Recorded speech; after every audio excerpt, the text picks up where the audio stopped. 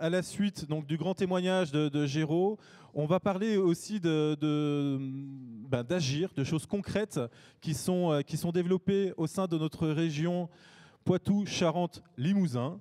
Et je laisse la parole du coup tout d'abord à Thierry et à François pour nous expliquer tout ça. Merci Guillaume. Donc François est notre correspondant régional sur la démarche Agir avec les EDC. Donc à ce titre-là, il a participé à un certain nombre d'échanges et de rencontres nationales sur ce sujet-là. Donc je vais le laisser surtout parler. Moi, j'avais surtout envie de dire, parce que je pense que la démarche Agir est pas encore... c'est une intuition quand même qui vient de Philippe Royer, je pense une très très belle intuition. Je pense que le Agir avec le EDC n'est pas encore très bien compris dans le mouvement, parce que c'est pas simple à comprendre. Je pense qu'avec ce qu'on a entendu de Géraud il y a quelques minutes, ça va être déjà beaucoup plus simple de le comprendre. En fait, le Agir avec les EDC, c'est si on ne va pas au contact des autres, à l'extérieur, et en particulier de ceux qui sont fragiles, on ne peut pas être de bons dirigeants. Je ne peux pas être un bon dirigeant. Et en fait, en allant au contact des plus fragiles, le plus fragile connaît mieux la vérité probablement que nous, parce que voilà, il a une intimité avec la vérité, avec ce qui est essentiel. Et en fait, la démarche Agir avec les EDC, c'est d'abord de se transformer soi-même. Et donc, on va peut-être aider les autres, mais en fait, la première priorité, c'est de s'aider soi-même, se transformer soi-même au contact de l'autre. Et en faisant cela, je vais me transformer et donc je vais diriger autrement mon entreprise. Je vais évoluer.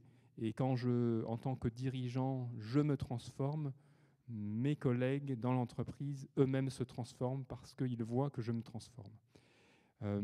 Donc ça, je pense que c'est le sens de cette démarche-là.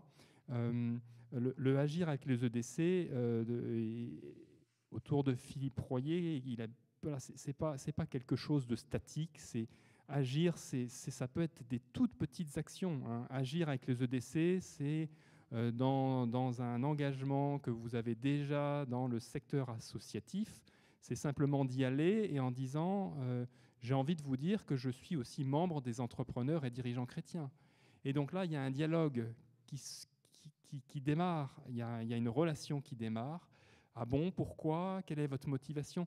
Voilà. Là, on est dans le agir. Hein, et là, c'est 0 seconde consommée sur l'emploi du temps. Je pense qu'agir avec les EDC, c'est accepter de se laisser surprendre par un appel téléphonique, par une rencontre, et d'accepter d'y accorder un temps. Donc il y a une multitude de façons d'être créatif dans ce agir. Voilà, c'était ça que j'avais envie de vous dire pour comprendre cette démarche qu'on considère vraiment pas comme un accessoire, mais comme vraiment un bagage pour être un dirigeant chrétien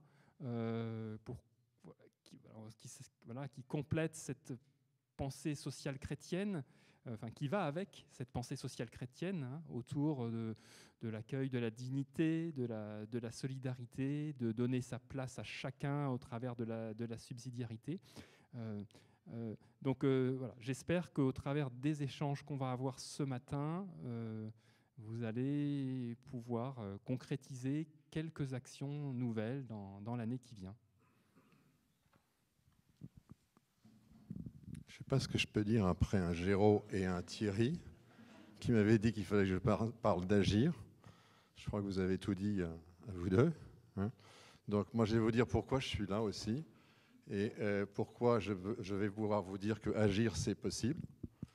Un jour, j'ai eu un appel, pas n'importe quel appel, je dirais l'appel de Thierry Burin-Desrosiers, que j'appelle de façon un peu amicale, frère Thierry, et qui m'a dit, écoute, aux EDC, il y a une partie qui s'appelle Agir, et puis je te connais, je pense que ça serait quelque chose qui serait bon que tu prennes. Alors quand j'ai entendu ça, je me suis dit, bon, comme vous tous ici, on est relativement occupés, on a beaucoup d'engagement. Par ailleurs, moi je suis un peu un célibataire géographique qui rentre tous les week-ends pour voir sa femme. Je me suis dit, je veux réfléchir avant. Et j'ai rappelé Thierry en disant, écoute, je veux bien prendre le challenge, mais je voudrais tester ce que veut dire agir. Et pour cela, je veux dire faire une expérience. Et il se trouvait qu'à ce moment-là, que ce soit Thierry ou moi-même, avions quelques petits problèmes au niveau des ressources humaines et beaucoup de difficultés à trouver des gens qui, au-delà d'une journée, une semaine, au niveau du vignoble dont j'ai la charge, entre autres, fassent davantage. Et avec Thierry, je lui dis, écoute, il y a peut-être un challenge. Est-ce que l'on pourrait regarder du côté des immigrés? Parce que ce sont des gens qui ont besoin de travailler, qui ont envie de travailler. Alors quand j'écoutais les démarches que tu évoquais pour obtenir des papiers, on est rentré en plein dedans. Et au bout d'1 an, on a fini par avoir le droit de rencontrer des immigrés, puisque nous étions, je dirais, fréquentables. Donc on a eu l'opportunité de faire passer les entretiens et j'ai rencontré, je veux dire, un Afghan qui m'a fait très bonne impression, qui m'a plu, mais qui, avant de lui proposer officiellement, je veux dire, un job, m'a amené à poser le sujet, je veux dire, au niveau des équipes, parce qu'il n'était pas pensable à mon niveau d'arriver un jour avec un immigré devant mes équipes en leur disant, voilà, c'est votre nouveau copain, il faut travailler ensemble. Donc on en a parlé ensemble préalablement, et ce n'est qu'après avoir accepté, je dirais, tout ce que ça pouvait signifier par rapport à l'accueil de l'autre, que cette personne est rentrée au niveau du vignoble. Elle a eu un accueil absolument superbe de la part des équipes, il s'est intégré de façon absolument merveilleuse. Il y a eu, vous savez, tous les problèmes en Afghanistan, et plus récemment, je veux dire, qui se sont exprimés. Il avait femmes, enfants en Afghanistan, parents également, frères, sœurs. Donc sa préoccupation, ça a été de faire passer sa famille d'Afghanistan sur le Pakistan, et ensuite il s'était mis en tête qu'il allait repartir au Pakistan, chercher sa famille. Bon, on a eu de longues discussions. Finalement, je n'ai pas pu me battre contre cette volonté. Il est parti à Paris, parce qu'à Paris, on lui avait fait miroiter qu'il pourrait travailler le jour et la nuit en livrant du Uber Eats. 3 mois après, il était de nouveau à Cognac. Je ne l'ai pas vu, je l'ai su par la bande. J'ai fait savoir que la porte était ouverte. 2 mois après, il réintégrait, je veux dire, les équipes, accueillies de la même façon. Donc Salim est revenu. Mais aujourd'hui, il nous livre un nouveau challenge, c'est de pouvoir faire rentrer sa femme et son garçon, qu'il n'a pas vu depuis 6 ans. Donc ça, c'est le nouveau challenge, je veux dire, auquel on se livre. Si je vous dis ça aujourd'hui, c'est parce que, premièrement, c'est possible. Deuxièmement, tout ce que l'on a vécu avec Salim nous a permis d'avoir un regard complètement différent sur l'autre, de lui laisser une place qui n'était pas forcément initialement prévue ou imaginée au niveau des équipes, et qui nous apporte en retour beaucoup plus que ce que l'on a pu dépenser en temps vis-à-vis de lui. Donc c'est une façon de s'enrichir au niveau des expériences des uns et des autres et des équipes. Cette histoire-là, on l'a racontée dans les différents cercles dans lesquels on peut intervenir, et dans la filière du BNIC. Et aujourd'hui, il y a un certain nombre d'entreprises qui s'inscrivent dedans. Il y a aussi, grâce aux EDC et à la structure Agir des EDC, on a eu des demandes, notamment de l'entraide protestante à Barbézieux, qui a également, il y a un certain nombre de dossiers sur lesquels on travaille avec eux pour essayer de regrouper les efforts des uns et des autres au niveau de l'administration et au niveau plus particulièrement de la préfecture. Alors voilà, ça c'était un exemple donc, à partir duquel je ne pouvais plus dire non à mon ami Thierry. Par rapport à agir en tant que tel, au niveau de l'organisation des EDC, vous avez un site qui est quand même très bien fait, qui est un peu exhaustif sur toutes les actions menées au niveau national. Et il y a deux façons de le voir. Soit vous le lisez et vous dites « Waouh, tu as vu tout ce qu'ils font à droite et à gauche » et puis ça vous bloque. Soit vous regardez, je veux dire, la liste qu'il y a et vous allez un peu plus loin et vous apercevez qu'il y a pour tout le monde de quoi, je veux dire, s'exprimer. Et ce n'est pas tout ce qui est écrit qui doit être fait. On a des équipes ici. Vous êtes tous, les uns et les autres, investis dans vos environnements, je dirais, propres. Il y a plein de petites choses qui peuvent être faites. Et il faut être un peu avoir un peu d'imagination simple, mais que tout le monde puisse, d'une manière ou d'une autre, au niveau d'une équipe, peut-être se fixer un objectif d'avoir une action par an. Et pour cela, revoir l'organisation, et là je sais qu'il y a des représentants, je veux dire, de la région, de Agir et au niveau des EDC, c'est que les endroits dans lesquels on est, moi je prends une équipe dans laquelle je suis, je veux dire qu'on est sur 100 km entre les uns qui sont à Royan, Saintes, Jarnac ou autres, vouloir monter un projet, je veux dire, pour agir dans un contexte comme celui-là, ça limite un peu les actions.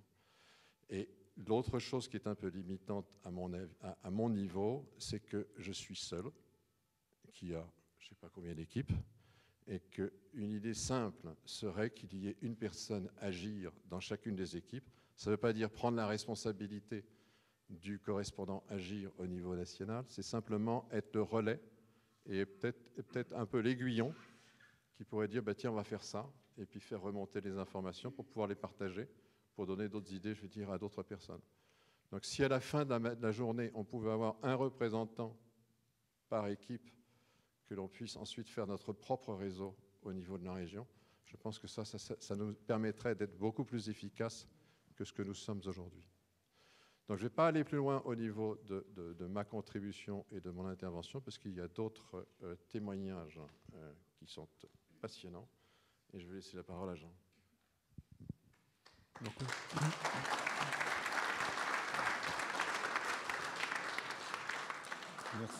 Merci François. Donc je suis là pour témoigner d'une expérience en fait. Je dirige une entreprise du secteur de la métallurgie.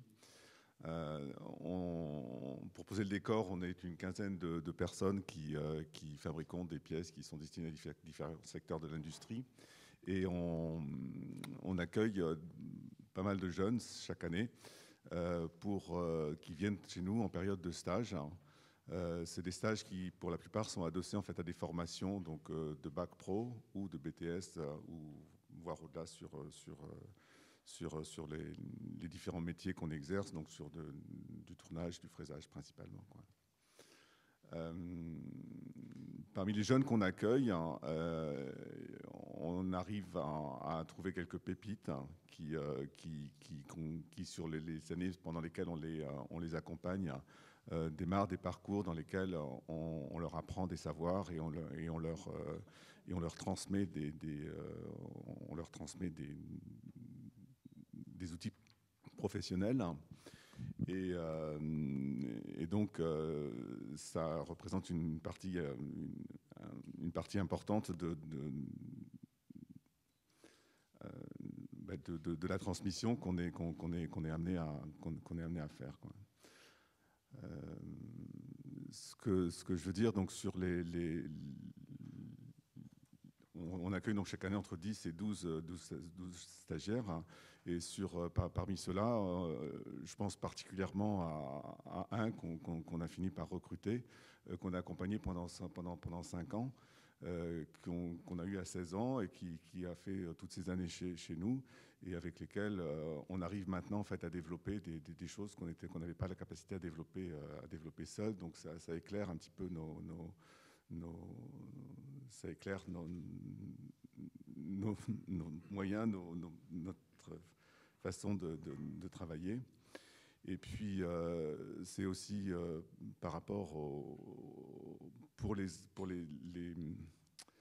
les membres du personnel aussi, c'est valorisant parce que ça leur permet de communiquer autour de leur savoir et de progresser tous de cette manière, de se ressentir dans le collectif.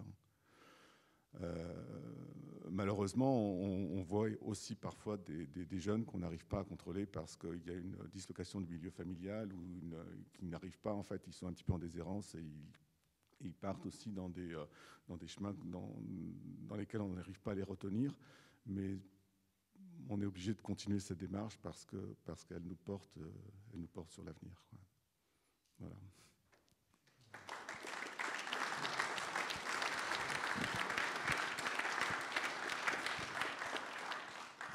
Donc Jean est très modeste, hein, mais il faut imaginer quand même qu'il accueille une douzaine de jeunes alors que son effectif d'entreprise est d'une quinzaine. Il faut imaginer quand même l'exploit.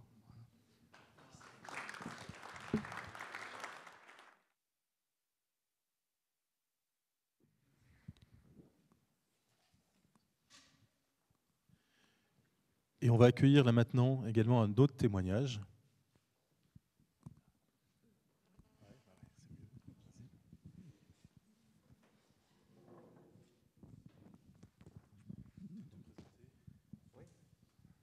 Donc, rebonjour à ceux que je n'aurais pas salués aujourd'hui. Donc, moi, je représente l'équipe Poitiers 2. On est situé au sud plutôt au nord de Poitiers, côté Futuroscope. Et moi, je dirige une entreprise que j'ai créée il y a 15 ans pour louer et vendre des machines pour les chantiers. Moi, je suis dans le commerce depuis tout petit. Mes parents et mes grands-parents étaient dans le commerce de voitures. Et puis, à 28-29 ans, je me suis décidé à prouver que je pouvais faire des choses aussi par moi-même. Donc, je me suis lancé dans la location et la vente de machines. C'est un métier qui est dans le BTP, qui est très humain et qui me correspond bien. Donc, j'étais tout seul. Maintenant, on est une petite dizaine. Et au moment du Covid, il y a 1 an, j'ai fait la tentative d'embaucher un grand nombre de jeunes. Ça m'a touché, cette fragilité de s'insérer, tout ça. Ça n'a pas très bien marché. Au bout de 6 mois, c'était un peu compliqué. Je n'avais pas préparé mes équipes à les accueillir. Je portais tout ça un peu tout seul. Donc, on a rebâti un projet et aujourd'hui, Laurine est le résultat. Donc, c'est mon alternante. Donc, on a refondé un projet pour pouvoir accueillir des jeunes dans l'entreprise d'une manière beaucoup plus raisonnée. Et donc, Laurine est depuis 3 semaines avec moi. Elle est chargée de développer la communication d'entreprise sur les réseaux sociaux, qui, pour l'instant, j'avais fait le choix de ne pas y être parce que je ne maîtrisais pas le sujet, donc le choix de l'employer avec moi. Donc, la semaine dernière, j'ai eu la chance de l'avoir toute la semaine avec moi, parce que comme elle est en alternance, elle n'est pas toujours présente avec moi. Donc, on a passé toute la semaine à vous préparer notre petite histoire qu'on va vous faire maintenant. C'est le fruit de beaucoup d'échanges entre nous pour pouvoir faire des belles fondations. Et c'est Laurine qui a tout fait. Moi, j'ai échangé les idées, donné un cadre, mais c'est Laurine qui a fait ce qui va suivre. Donc, en fait... moi, je suis plutôt touché par les jeunes. Donc là, on va essayer de vous faire une petite histoire qui vous invite à nous suivre. Nous, ce qui nous touche, c'est les jeunes de 13 à 25 ans. C'est les jeunes qui ne savent pas ce qu'ils veulent faire. C'est les jeunes qui sont un petit peu à côté du système scolaire. Et c'est les jeunes qui veulent s'insérer et qui, de l'école à l'entreprise, c'est quand même un grand saut. Ils ne savent pas où ils vont. Donc là, on va vous faire un dialogue imaginaire. Tout ceci n'est bien sûr que fictif entre une jeune et un chef d'entreprise au moment critique de l'embauche. L'embauche, c'est quand même un grand moment. Nous, on sait où on veut aller. On a nos équipes, on connaît nos gars. Enfin, on connaît tout le monde. Et là, débarque quelqu'un qui veut travailler avec nous. Donc, c'est quand même un moment d'une grande fragilité. Et c'est ça qui me touche, c'est que c'est un moment d'une grande fragilité. Donc là, on va vous faire ce dialogue imaginaire. Donc voilà, je te laisse, c'est toi qui commence. Bonjour, je suis une jeune en recherche d'alternance et votre entreprise m'intéresse. J'ai déjà entendu cela tellement de fois. Je dois être au moins la 20e entreprise à qui vous dites ça, non? Je vois que vous estimez les jeunes. Je dois reconnaître que j'ai déjà été déçu plusieurs fois. Comment ça? J'ai déjà essayé de former plusieurs jeunes, mais cela a plutôt mal tourné. Peut-être que vous y prenez mal? Et qu'est-ce que je devrais faire alors? Soyez à l'écoute, bienveillant et expliquez vraiment ce qu'est le monde du travail, le fonctionnement d'une entreprise, etc. Oh, mais c'est une perte de temps pour l'entreprise tout ça. Moi je vois loin et je sais très bien qu'au bout du compte, vous allez partir une fois votre formation terminée. C'est sûr que si vous êtes dans cet Pardon. C'est sûr que si vous êtes dans cet état d'esprit-là pendant que vous formez quelqu'un, ça ne donne pas envie de rester. En même temps, vous êtes une génération qui veut tellement tout changer qu'on ne peut pas compter sur vous. Oui, on veut changer les choses, mais ce n'est pas pour ça qu'on ne peut pas se montrer fiable. Mais de toute façon, on peut difficilement changer les choses parce que vous êtes trop fermés. Mais non, nous sommes ouverts aux propositions. Donc si demain j'apporte une idée, vous seriez capable de m'écouter et de mettre des choses en place, même si je suis jeune. Mais bien sûr, c'est justement à vous de nous dire ce que vous voulez, c'est vous l'avenir. Généralement, on ne veut pas entendre notre voix, justement parce que comme on n'a pas d'expérience professionnelle, vous pensez qu'on n'y connaît rien. C'est vrai, vous ne savez pas de quoi vous parlez parfois. Mais si vos idées sont pertinentes, on vous écoutera. En tant que jeune, on a vraiment envie de faire évoluer les choses. Sûrement, mais la plupart du temps, vous n'êtes pas vraiment là. Hein. Vous êtes toujours sur vos téléphones et vous passez à côté de choses importantes. Ah, je l'attendais. Votre génération n'a vraiment rien compris sur ce sujet. Notre téléphone est très important pour nous parce qu'il nous permet de nous évader, de nous changer les idées lorsque la vie devient trop compliquée. Donc c'est bien un moyen de ne pas voir les problèmes et d'éviter de les affronter. Non, juste un moyen de souffler un peu. Ça me confirme bien ce que je pensais. Vous êtes trop materné et pas prêt à affronter la vie. Vous avez toujours besoin de votre doudou. Cela n'a rien à voir. Le téléphone est un complément dont nous avons besoin pour survivre dans ce monde hostile que vous nous laissez. Comment ça, hostile ? Regardez autour de vous. La pollution, les guerres, les attentats, le changement climatique, etc. Ce n'est pas facile de vivre avec tout ça et les téléphones nous permettent de voir qu'il existe quand même de belles choses dans le monde. Mais l'entreprise est aussi là pour ça, pour vous montrer qu'une petite équipe avec un beau projet peut changer le monde. En théorie, oui. Mais est-ce que vous faites réellement ce qu'il faut pour que votre équipe vive dans un milieu convivial et sincère qui nous fasse lâcher le téléphone ? On essaie, oui. Et c'est là qu'on se rend compte que vous ne connaissez pas le fonctionnement d'une entreprise. Une entreprise, c'est avant tout un groupe de personnes parfois différentes qui travaillent ensemble pour écrire leur histoire. C'est justement ce qu'on attend que vous nous expliquiez. Et puis, mettez-vous à notre place. Comment voulez-vous qu'on sache ce qu'est une entreprise si vous ne nous donnez pas notre chance ? C'est vrai, mais le système scolaire ne vous l'apprend pas un petit peu ? Honnêtement, non. Le système scolaire est totalement contre tout ce qui est apprentissage. Il considère qu'à partir du moment où on fait autre chose qu'une filière générale, on est nul. Donc non, on ne peut pas savoir ce qu'est une entreprise à la sortie du bac. Vous comptez donc sur nous pour vous l'apprendre ? Oui. Vous attendez beaucoup de nous, mais nous ne sommes que des humains, pas des super-héros. On ne vous demande pas grand-chose, seulement d'apprendre de votre expérience. Nous avons envie de vous transmettre des connaissances, mais vous, qu'est-ce que vous nous apportez ? Nous apportons de la jeunesse dans vos entreprises. On vous aidera à les faire évoluer en les modernisant au goût du jour, par exemple. Mais ça reste difficile de vous faire confiance. Vous ne vous connaissez pas, vous êtes instable encore. Oui, c'est vrai, mais si vous nous donnez les clés pour nous développer correctement, on ne vous décevra pas. Écoutez, je trouve que votre démarche est lucide et bienveillante. Je pense que je peux vous faire confiance et vous intégrer dans notre équipe si vous êtes d'accord. Je suis plutôt intéressée aussi, mais est-ce que votre entreprise peut me proposer une carrière intéressante ? Comment ça, bien sûr ? Moi, je suis une femme. Et si j'ai bien compris comment ça se passe en entreprise, ce sont plutôt les hommes qui ont des postes à responsabilité. Et comment ça se passe chez vous ? Écoutez, moi je suis dirigeant chrétien. Votre profil m'a touché et cela fait partie de mes engagements d'accueillir les fragilités et de mettre les femmes en avant dans le monde de l'entreprise.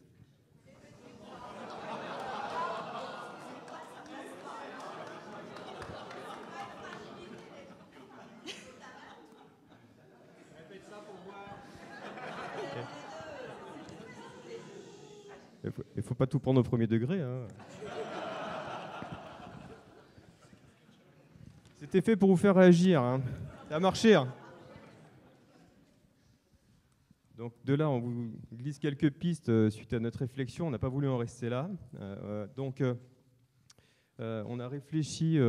Vraiment, on ne savait pas trop comment organiser nos idées, mais on ne voulait pas que vous repartiez de cette journée sans avoir des pistes. Évidemment, tout ça, ce sont des idées. Concrètement, en tout cas pour moi, il y aurait 3 phases pour agir en EDC vis-à-vis des jeunes, hein, tous ces jeunes de 13 à 25 ans qui sont apprentis ou jeunes diplômés. En fait, il y a première phase, hein, on a identifié plusieurs phases pour organiser notre réflexion. Il y a la phase où le jeune est attiré par l'entreprise, mais il ne sait pas trop comment s'y prendre, en fait. Donc le chef d'entreprise pourrait avoir la volonté de réduire les inégalités de chance en organisant des rencontres avec les jeunes dans les collèges, lycées ou écoles à sa proximité. Le chef d'entreprise pourrait aussi se mettre au service des professeurs pour expliquer les possibilités offertes aux jeunes en entreprise. Et le jeune peut aussi envoyer son CV ou expliquer son projet à un chef d'entreprise EDC pour avoir l'avis d'un professionnel, finalement. Tout le monde n'a pas la chance d'avoir dans son entourage des chefs d'entreprise. Donc, on pourrait se mettre au service de ces jeunes.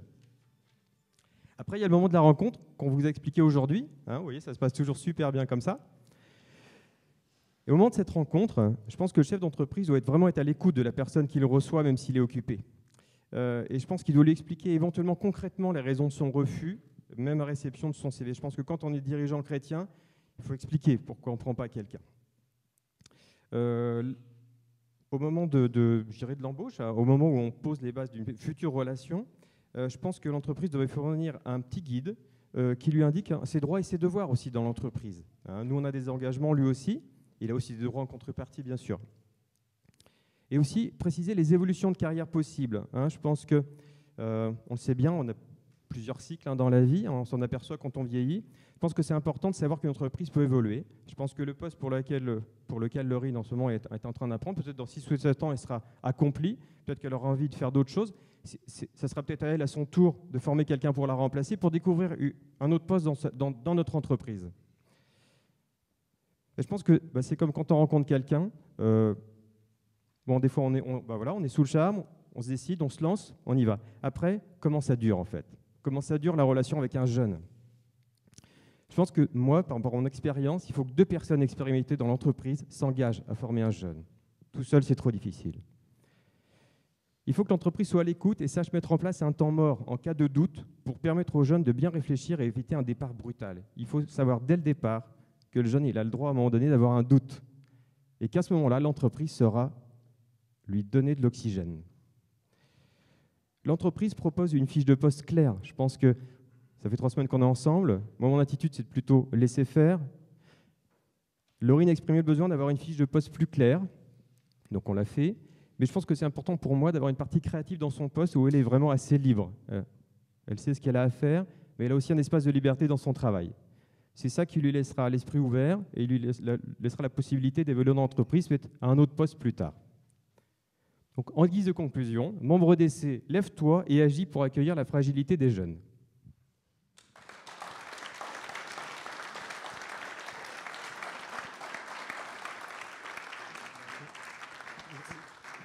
Je voudrais quand même qu'avant que Laurine s'en aille, parce que c'est quand même un acte très courageux de sa part d'être venu aujourd'hui témoigner devant nous.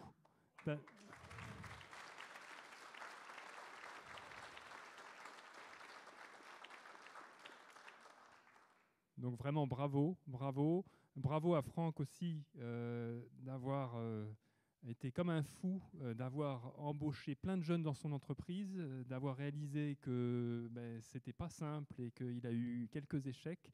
Et pour autant, il continue. Et bravo d'avoir pris ce temps ensemble pour nous faire ce scénario qui nous fait quand même beaucoup réfléchir.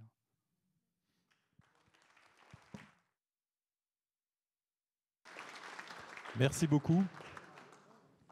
Merci pour tous ces projets et ces idées que l'on peut mettre en place aussi dans nos équipes, dans nos régions.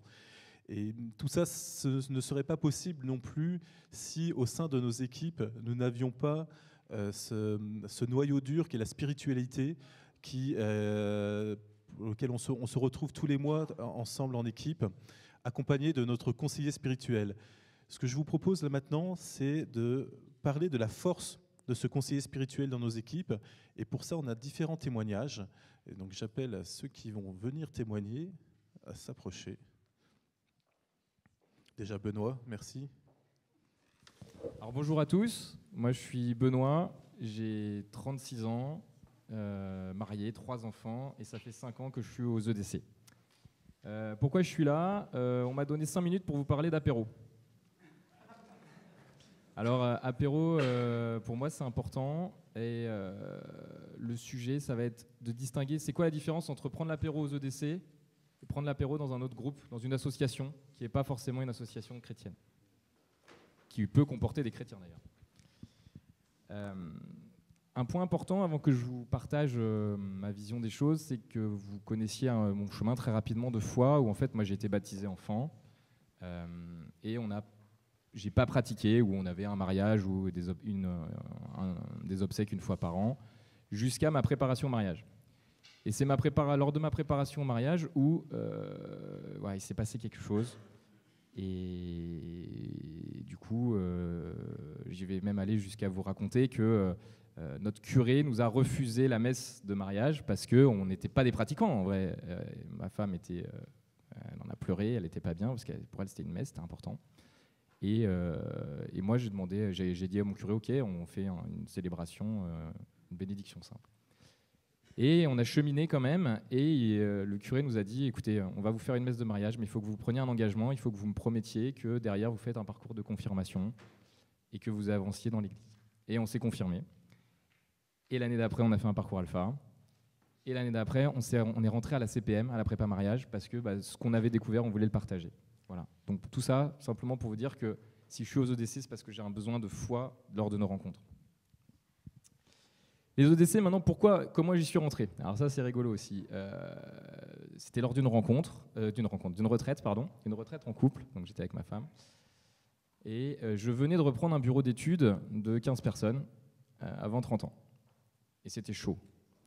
Et j'en ai discuté avec des personnes autour de moi lors de la retraite, et il y a quelqu'un qui m'a dit « tu devras aller aux EDC, tu verras, il y a des gens qui sont comme toi, qui ont des difficultés, puis tu pourras apprendre des anciens. » Donc j'y suis allé. Et au passage, au bout d'un an, j'ai fait un petit coup de chaud quand même, après avoir repris ce bureau d'études de 15 personnes. Je suis allé aux EDC, donc je suis venu, et qu'est-ce que j'ai vu? Alors en premier lieu, j'ai vu un échange convivial. Je retrouve mon apéro du départ. Cool. Dans un second temps, ce que je vois, c'est que je retrouve mon codir de l'entreprise, où on partage, intelligence collective, expérience, et ça c'est chouette. Le troisième, c'est que ce codir, il est un petit peu plus à nu que ce qu'on peut vivre en entreprise, et ça j'espère que c'est parce qu'on est chrétien, et du coup on se livre librement, on reste dans la bienveillance, et je trouve qu'on aborde les sujets plus profondément. Et le quatrième point que je vois, que j'ai pu voir, et que je recherche dans les EDC, c'est un codir d'amour et de devoir, parce qu'en fait, on est tous chrétiens, et on se doit, selon moi, de rendre le monde un peu moins pourri que ce qu'on l'a trouvé. On doit améliorer les choses. Voilà. Maintenant, j'attaque le cœur du sujet, c'est ma vision de l'accompagnateur spirituel. L'accompagnateur spirituel, il a bien des missions. Et quand il n'est pas là, ça coince. Sa première mission, pour moi, c'est de nous faire passer comme au début, quand on arrivait, vous vous rappelez, tout le monde était content, on venait d'arriver, on prenait le café, et il y a un moment, il a fallu apaiser tout ça, pour qu'on se mette à vivre dans une écoute du Seigneur. Mais c'est passer de l'excitation à l'écoute.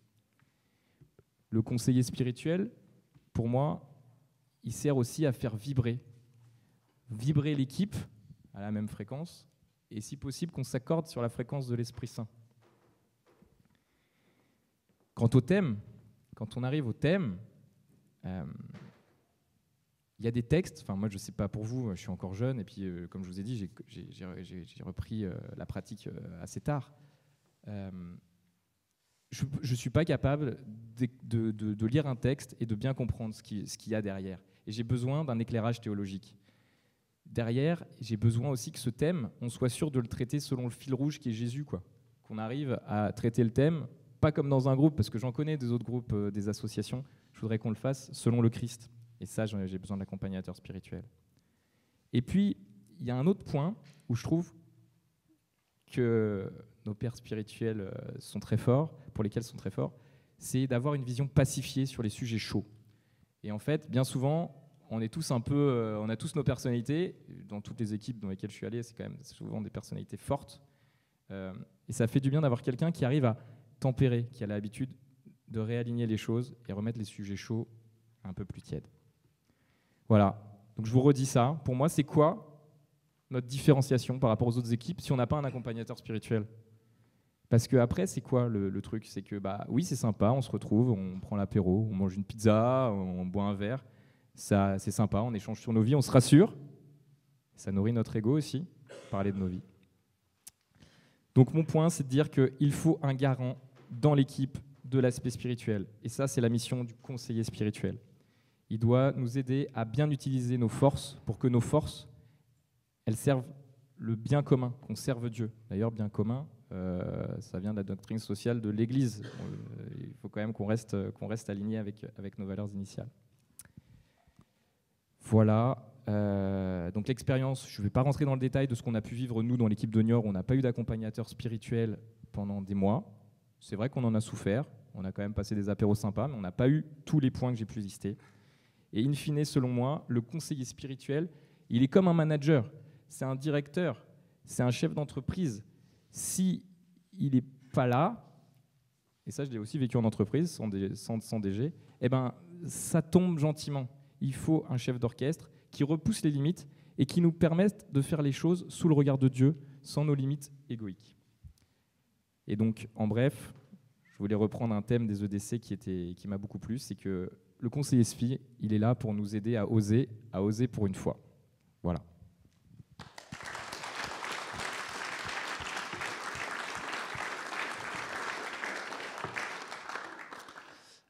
Alors, c'est bien, tu as bien terminé, ça me permet de...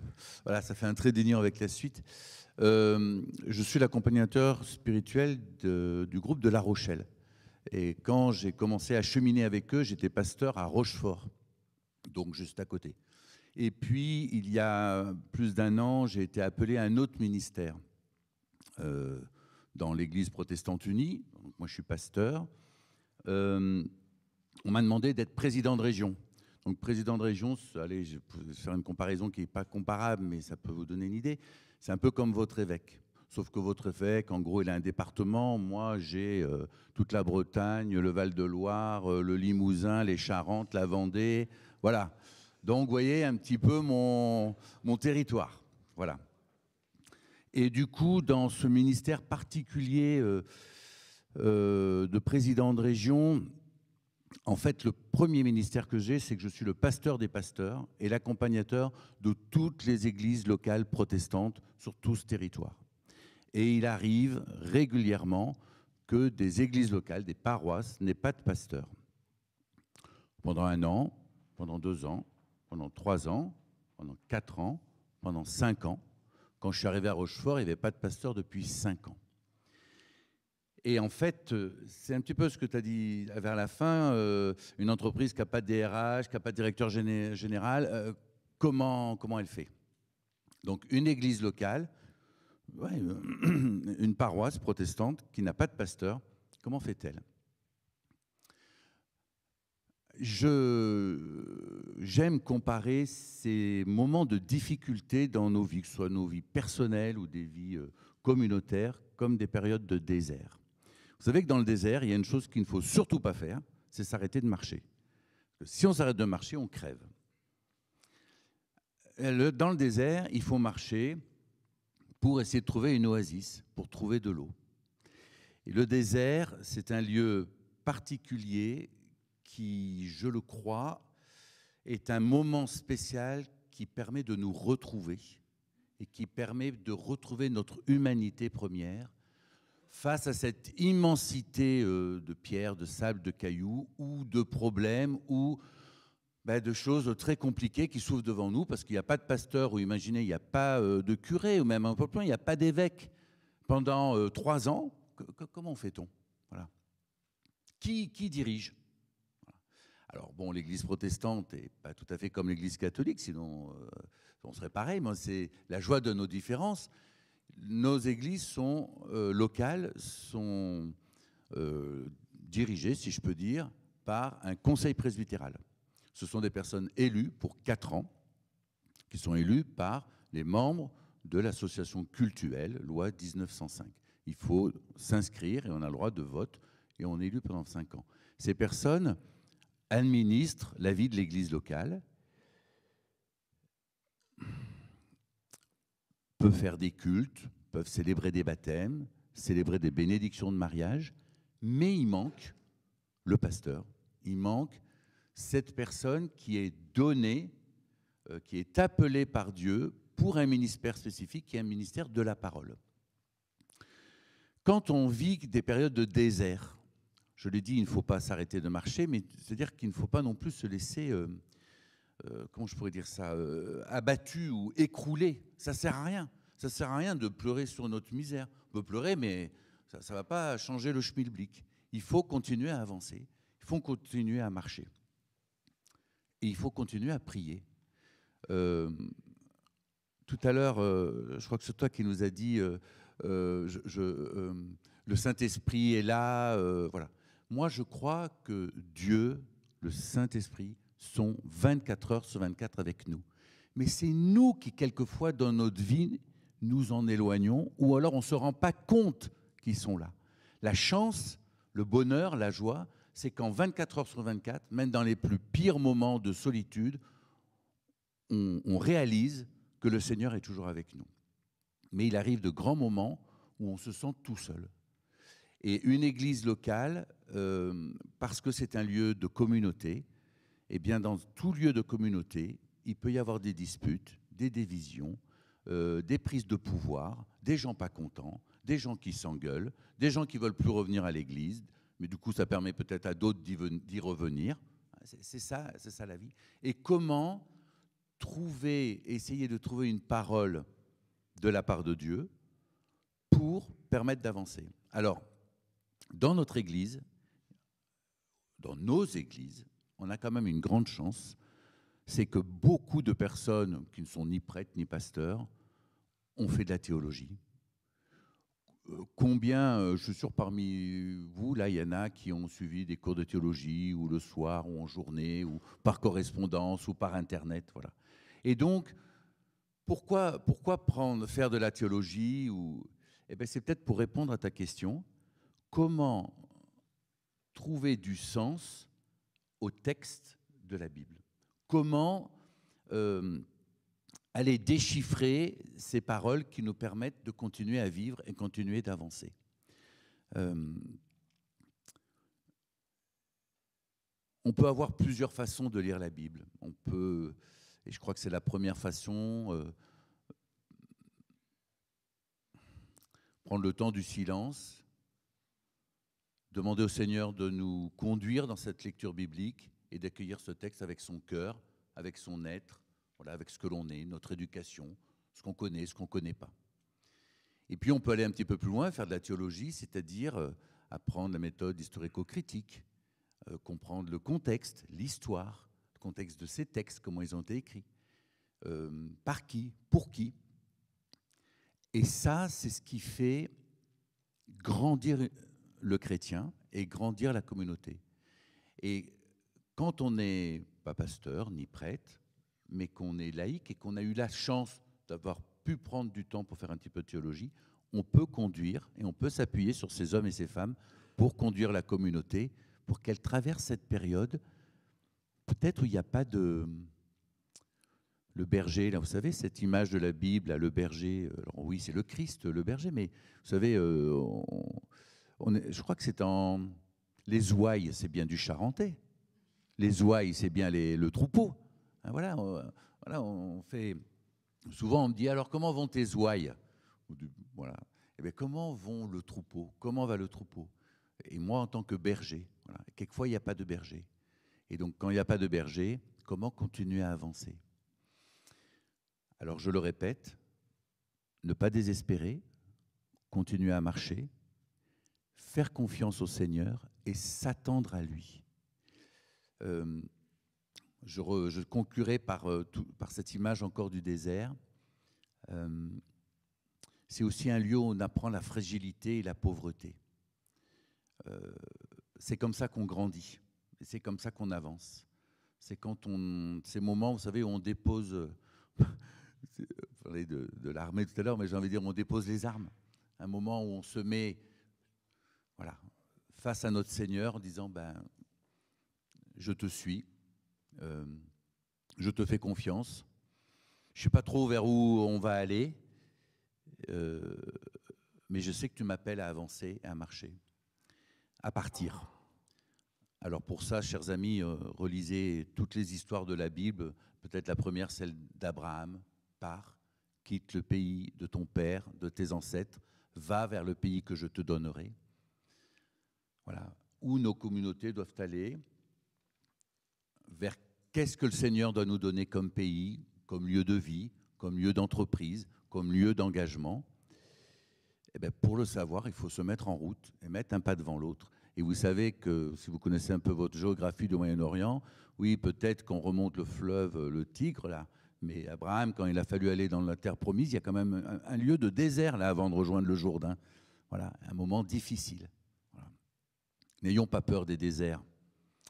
J'ose pas dire c'est des défis, parce que vous savez que défi, ça veut dire sans foi. Alors, je ne peux plus utiliser ce mot-là, relever un défi. Je ne peux plus dire ça. Voilà, parce que je ne peux plus dire relever sans la foi. Moi, je relève qu'avec la foi. Voilà. Alors que le Seigneur vous bénisse.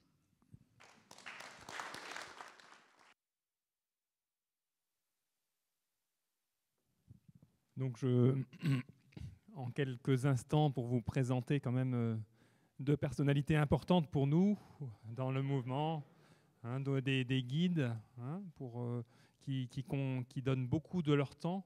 Donc Martin Davezac, qu'on accueille aujourd'hui, qui est vice-président national. On était sur le thème de l'engagement. Donc Martin donne beaucoup de son temps pour le mouvement. Et en même temps, il est dirigeant d'entreprise. Donc merci Martin. Et donc Martin va nous dire quelques mots. Et le père Sébastien Chauchat, notre conseiller spirituel national, qui compte pour nous, qui débute son mandat depuis septembre, et qui, à peine a-t-il débuté, que déjà il m'a appelé pour dire « je viendrai à Bassac ». Donc merci. En fait, je vais donc vous parler de ce que je ne connais pas, parce que je suis arrivé dans le mouvement le 1er novembre 2020. Et c'est Pierre Guillet, le président de la région Île-de-France-Ouest, qui m'a appelé.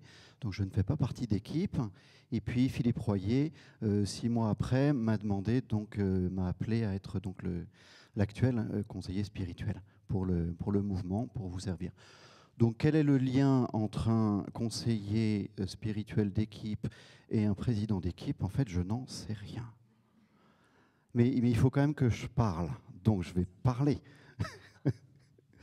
En tous les cas, vous dire sans doute ce qui m'anime, ce pourquoi je suis ici, sur justement ce tandem président-conseiller spirituel. C'est pour moi toute la question de l'unité qui favorise la fécondité, très clairement. Alors, pendant en fait toute votre intervention, toutes vos différentes interventions, j'étais en face du panneau interdiction de fumer, qui, juste après, a tiré mon regard vers cette icône de la Trinité de Roublev, parce que je crois que plus nous sommes unifiés, et notre unité, nous la trouvons dans la personne du Christ, qui elle-même la trouve dans ce mouvement dynamique, ce mouvement trinitaire du Père, du Fils et de l'Esprit Saint, et qui donne justement la fécondité pour de la Sainte Seine, du repas eucharistique, du repas d'action de grâce, et qui donne vous voyez, il y a un pot qui est là, qui a été posé je ne sais pas quand, mais qui finalement donnait une fécondité dans nos vies aujourd'hui. Hein, pour rebondir sur la question de agir, je crois que agir finalement est le prolongement naturel de notre unité intérieure. Donc pendant cet appel que je reçu pendant en tous les cas 3 ans, peut-être renouvelable une autre fois, 3 ans, donc peut-être que vous aurez à me supporter 6 ans, je voudrais insister sur cette question-là pour chacun d'entre nous, de la question de notre vie d'intimité avec la personne de Jésus. C'est comme ça que je définis le mot prière. Après, nous sommes chacun suffisamment grands, on peut trouver des appuis ici ou là pour déployer cette relation personnelle. Voilà. Donc ça, c'est cette conviction-là première de la question de l'unité qui mène à la fécondité. Cette unité, elle est, me semble-t-il, aussi dans la question de l'altérité, et dans une altérité qui est ajustée. C'est-à-dire que le président d'équipe, le président de région, le président national doit faire son job de président d'équipe, de président de région, de président national. Voilà. Il en est de même pour le conseiller spirituel d'équipe régionale nationale. On a un taf à faire, une réalité, un engagement qui est fruit de notre volonté, très clairement. Parce que si jamais il n'y a pas cet ajustement, j'espère que vous n'avez pas trop faim, il est en moins le quart, hein. S'il n'y a pas cet ajustement, à ce moment-là, parfois j'ai vu des conseillers spirituels, et pas évidemment au sein du mouvement des EDC, bien sûr, mais qui prenaient finalement toute la place. Ce n'est pas ajusté. Hein, ça devient un pouvoir qui devient un abus de pouvoir. De la même manière, j'ai vu aussi des présidents qui finalement prenaient aussi toute la place. Et le conseiller spirituel venait, s'asseyait et petit à petit s'affaissait dans le canapé, tel un bon ado, épousait la forme du canapé au bout d'un moment. Vous voyez ? Et ouais, qu'avec le prétexte naturel, je l'ai fait de nombreuses fois en disant, après une bonne journée, je suis content finalement de prendre un bon apéro et une bonne pizza, et puis on va discuter, ça va être sympa. En fait, je peux le comprendre, je l'ai vécu, mais je ne suis pas sûr que ça donne la vie. Parce que le lieu principal, ce pourquoi nous sommes faits, c'est d'être des vivants. Choisis la vie, dit le psaume. Choisis la vie. Voilà. Unité personnelle, unité dans l'altérité et unité dans cette fameuse différence. Merci Jean-Luc de l'avoir précisé. Et je pense tout particulièrement, et c'est ça que je trouve beau, c'est dans ce titre, entrepreneur dirigeant chrétien. Voilà. C'est comme, alors j'étais vicaire puis curé de paroisse.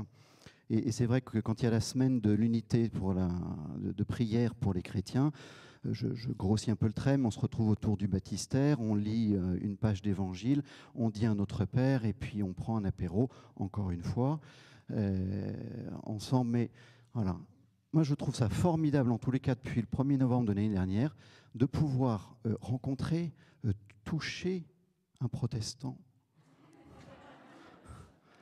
Ça y est. Non mais, et c'est vachement important parce que du coup, ça permet de se connaître, non pas sur s'éprouver sur la question de notre foi, sur t'as raison, j'ai tort, battle, brelandas et du coup j'ai gagné, enfin ça va pas. Mais qu'est-ce que justement, toi qui partages la même foi dans la personne du Christ, qu'est-ce que tu as à me dire de Jésus? Vous voyez?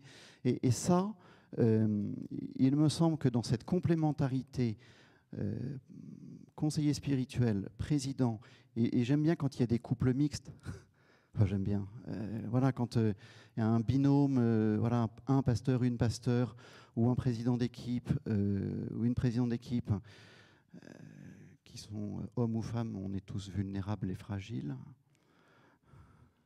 Merci, je l'ai placé, j'étais content.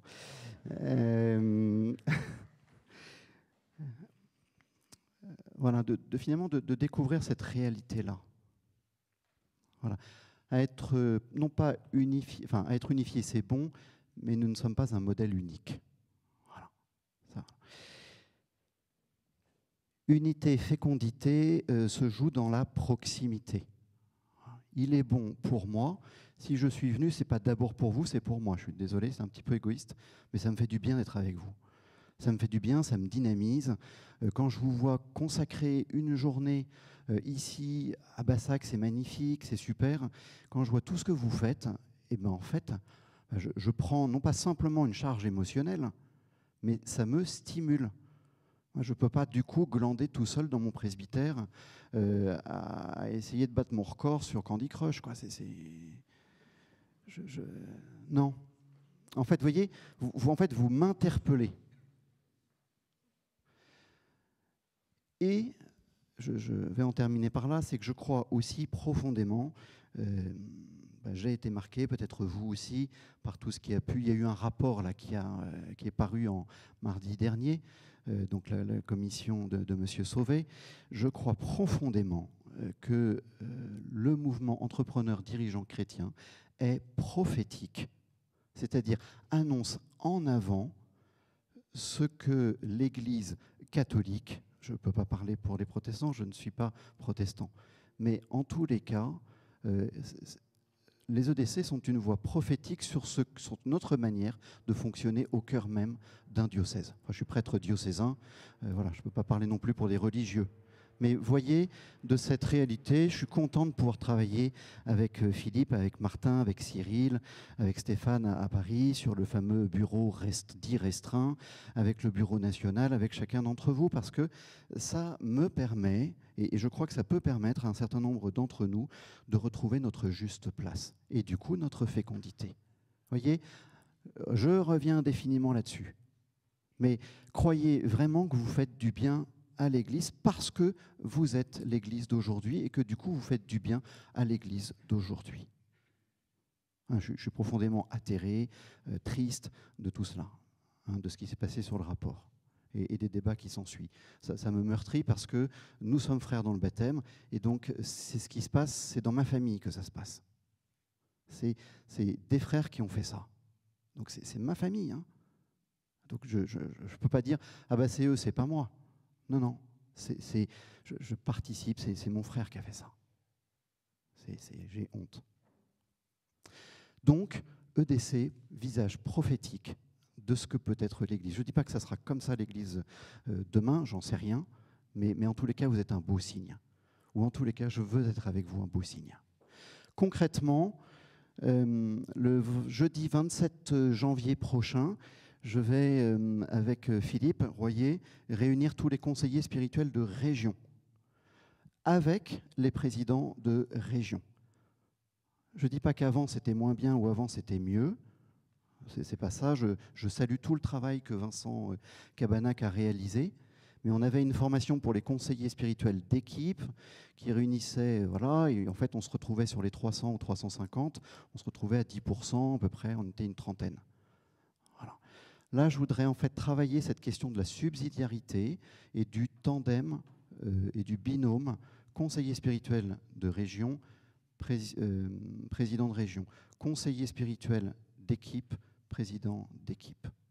Voyez, et merci de ton beau témoignage.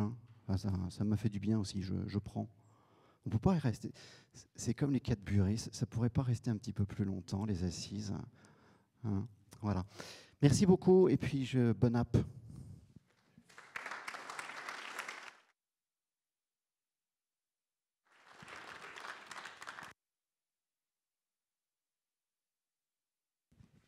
Oui, ça marche. D'abord, je suis ravi d'être ici. Donc, moi, je suis Martin Davzac. Donc, j'ai accepté la charge d'être vice-président national pendant le mandat de Philippe Royer. J'ai rendu une entreprise de 28 salariés à Bordeaux. Je pense que Benoît, Sébastien et Jean-Luc, je crois, qui sont intervenus, ont dit pratiquement tout ce qu'il fallait dire sur le rôle du conseiller spirituel. Moi, je vais le dire très rapidement et je pense que je vais prendre que 5 minutes, Thierry, parce qu'on est en retard sur le planning, je l'ai vu. C'est un veilleur, le conseiller spirituel, c'est quelqu'un qui nous fait grandir. C'est un binôme qu'il établit avec le président d'équipe. C'est quelqu'un qui respecte le temps de parole. C'est quelqu'un qui, avec les mots doux qu'il sait employer, est capable de dire à un membre de l'équipe, peut-être de laisser un peu plus de temps de parole à d'autres, etc. J'insiste beaucoup sur ce rôle de veilleur. Moi, je suis aux EDC depuis 12 ans. J'ai vécu une année sans conseiller spirituel parce qu'il y a un départ. Et pendant cette année sans conseiller spirituel, l'équipe s'est un peu délitée. On en est un peu venu à devenir une équipe de café de commerce, avec des discussions du café de commerce. Retour d'un conseiller spirituel, on a retrouvé cette présence qui nous pose, qui nous fait grandir, qui nous dérange, qui nous rappelle aussi à notre devoir d'humilité, parce que dirigeant patrimonial ou non patrimonial, parfois on se sent un petit peu peut-être trop puissant, je ne sais pas.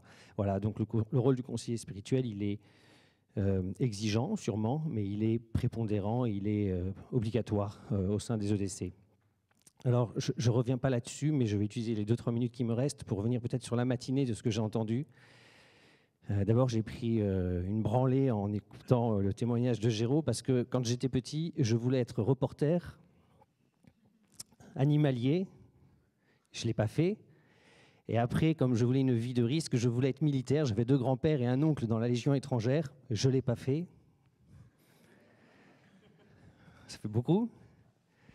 Mais je voulais du risque, mais j'ai été élevé avec un père un peu timoré, et donc il a fait de moi un jeune homme irréalisé, dans un premier temps. Mais j'ai trouvé cette vie d'aventure dans l'entreprise, Et ce que je voulais vous témoigner là, ici, c'est que cette vie de risque, d'aventure humaine, d'aventure financière, je pense que je le réalise pleinement. Et finalement, en écoutant Géraud ce matin, j'ai compris que j'avais réalisé mes rêves, ou j'étais en train de les réaliser et qu'il m'en restait encore de nombreux à transformer. Cette vie de dirigeant, je ne l'aurais pas accomplie pleinement et sereinement sans cet accompagnement spirituel, sans cette formation continue dont j'ai pu bénéficier avec les EDC. Quelques exemples. Ce matin, j'ai retenu, c'est toi qui l'as dit, Géraud, laissez parler vos cœurs. Voilà. On a tous des experts comptables, il y en a peut-être dans la salle, des avocats fiscalistes, il y en a peut-être dans la salle, je m'excuse, ils sont là pour nous rappeler à ce qu'on doit faire. Mais un dirigeant, qu'il soit chrétien ou non, mais nous avons un devoir d'exemplarité et parfois de prendre des décisions où le cœur parle. Alors je ne suis pas le meilleur pour ça, parce que parfois mon expert comptable me déconseille de faire ceci ou cela, mais parce que je suis aux EDC, que j'ai entendu une conférence de Pozzo di Borgo lors des Assises de Nantes, j'ai entendu, ça résonner en moi, le thème de l'inclusion et du handicap. Un jour s'est présenté à mon entreprise un sourd-muet, il dépose son CV, je fais semblant de ne pas le voir, je fais la photocopieuse parce qu'on en reçoit plein des CV, et puis il part sous la pluie, je le rattrape et je lui dis, je vous offre un stage de 2 mois.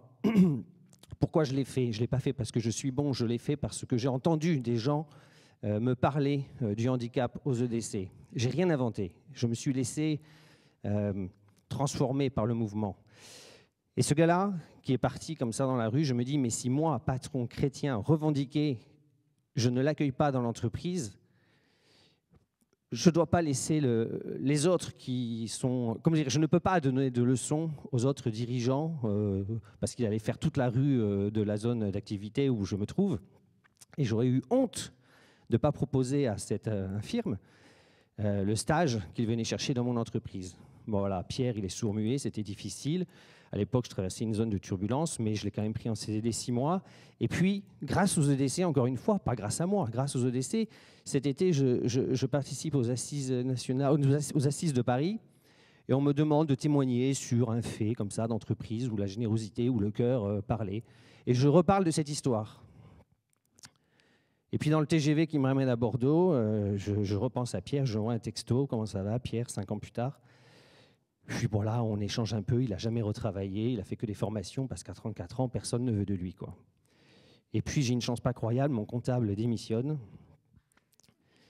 Et donc son assistante, Carole, paf, je lui dis, vous allez devenir le comptable de l'entreprise. Et je rappelle Pierre, et Pierre, je lui dis, CDI direct. Voilà. Je prends cet exemple, pas pour paraître un héros, mais je dis juste que parfois, laisser parler son cœur, parce que ça peut être, comment dirais-je, une force, quoi, en fait, une force insoupçonnée. Voilà. Alors c'est beaucoup de, j'allais dire, c'est pas raisonnable, mais c'est ça qui est bien dans ce métier de dirigeant et de dirigeant chrétien, en fait. Et des exemples comme ça, vous en avez beaucoup probablement. Je dirais, c'est ça aussi, agir, dont on a parlé ce matin. Je remercie tous ceux qui sont intervenus parce que ils ont dit des choses vraiment très très belles.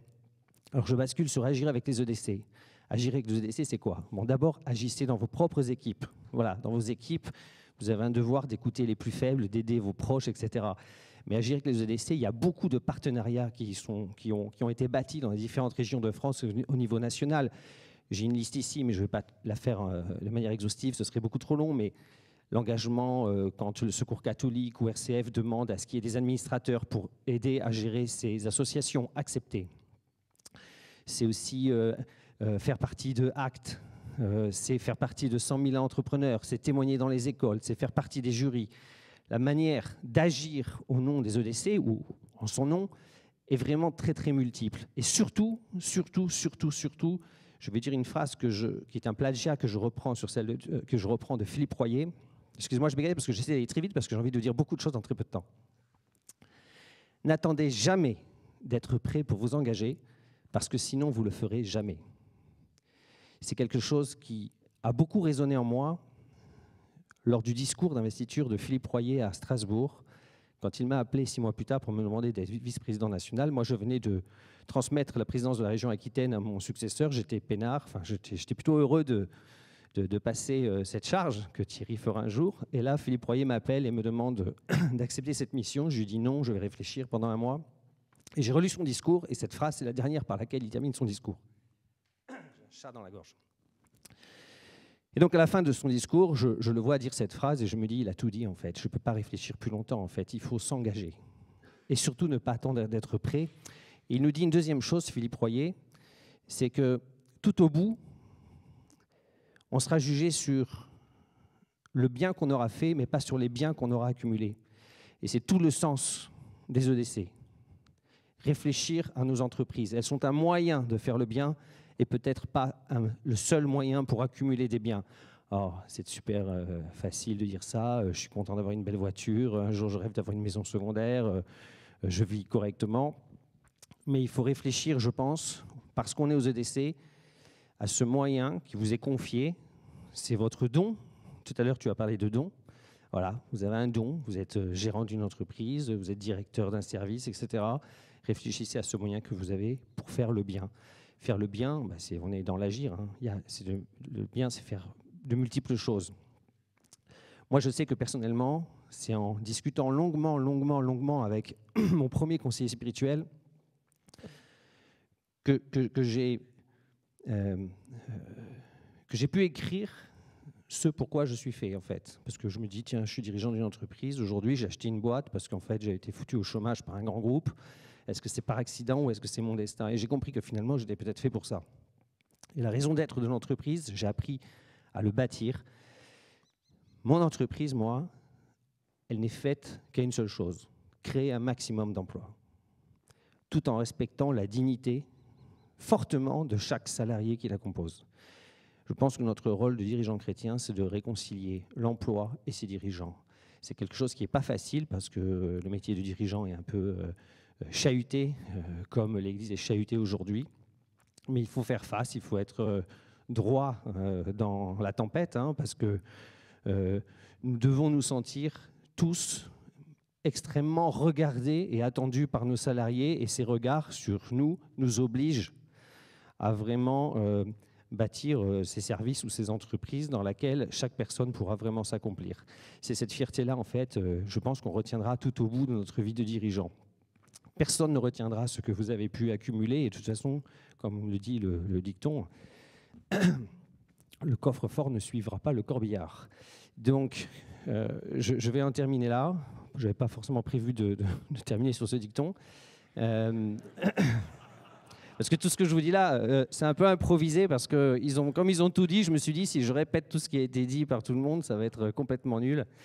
Donc, je me suis lancé dans cette petite révision de la matinée. Donc, merci pour tout ce qui a été dit sur agir. Merci pour ce témoignage, Géraud. Merci aussi pour tout ce qui a été dit sur le rôle si important du conseiller spirituel dans chacune de nos équipes. Merci à tous.